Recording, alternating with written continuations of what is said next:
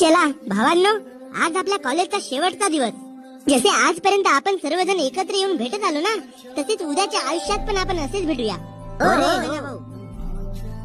Hello डेंग्या, अबे कोटी आहेस, कसा आहेस? लई दिवस झाले रे भेटलो नाही तर आपण.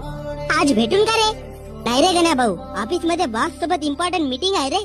काम करीन तर बॉस सॅलरी वाढवेल ना. Mister dengue. बरं ठेवतो हा फोन. बॉस आवाज देत आहे, नंतर कधी भेटू हा. हॅलो लाल्या, कसा आहेस रे भावा? मी ठीक आहो रे गण्या भाऊ. लई दिवस झाले रे आपण भेटलो नाही, भेटूया का आज? मी गाडी धरून येतो लागे तर. नाही रे गण्या भाऊ, आताच जॉब वरून आलो.